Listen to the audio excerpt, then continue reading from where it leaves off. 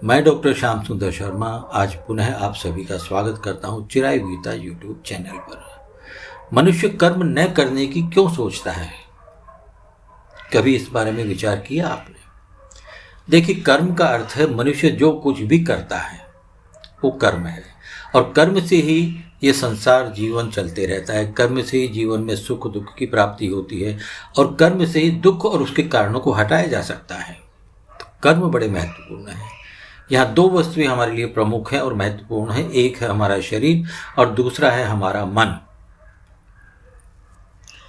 इन दोनों के होने के कारण से हमें दोनों प्रकार के कर्म करने की आवश्यकता होती है, और इन दोनों के द्वारा किए हुए कर्मों का परिणाम ही क्या होता है?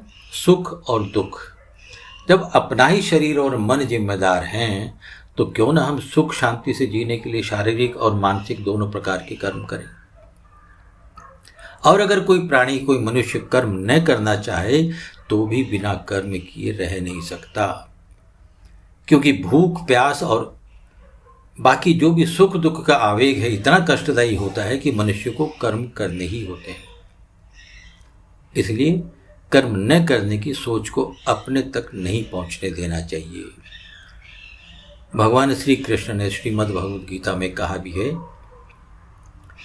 यदि यहम न वर्तेयम जातु कर्मण्य तंद्रितः मम वर्तमानुवर्तन्ते मनुष्यः पार्थ सर्वशः उत्सीदेयुरिमे लोका न कुर्याम कर्म चेदहम संकरस्य च कर्ता श्यामुपहन्यामि प्रजा।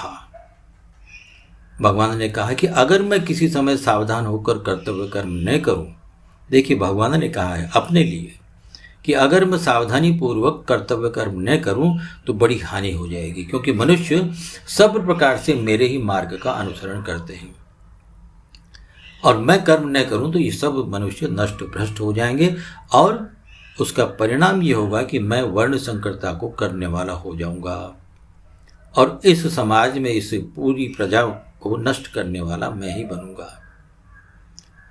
तो हमें ये समझ लेना चाहिए कि यह कर्म न करने की इच्छा ही अकर्मण्यता है, जो संभव ही नहीं है।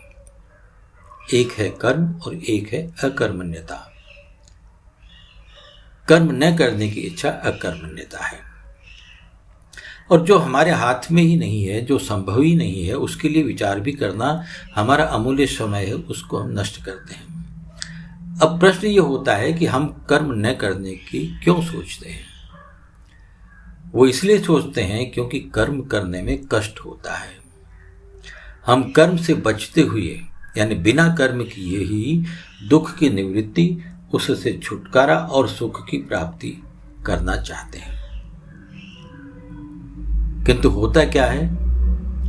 सुख की प्राप्ति का भाव हमारे मन पर भारी हो जाता है, और ये इच्छा हमारे मन को घेर लेती है, जकड़ लेती है।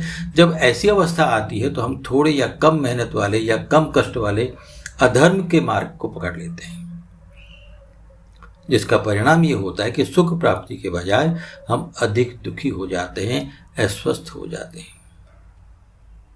और इसके विपरीत हमें में से जो भी मनुष्य धर्म के मार्ग में यानी कर्तव्य के मार्ग में आस्था रखते हैं, रुचि रखते हैं, वे कर्म करने से जो कष्ट होने वाला है उस कष्ट से बचना नहीं चाहते। उन्हें कर्म के कष्ट से बड़ा कष्ट क्या लगता है? कर्म के न करने में दिखाई देता है। वे जानते हैं कि कर्म के बिना दुख की निवृत्ति और सुख की प्राप्ति संभव ही नहीं है, और ये सब उनको अपने अनुभवों से या किसी अन्य के अनुभव से या शास्त्रों से या ज्ञानी व्यक्तियों से ज्ञान प्राप्त होता है, उनको जानकारी रहती है। इसीलिए वे शारीरिक और मानसिक कर्म करते रहते हैं।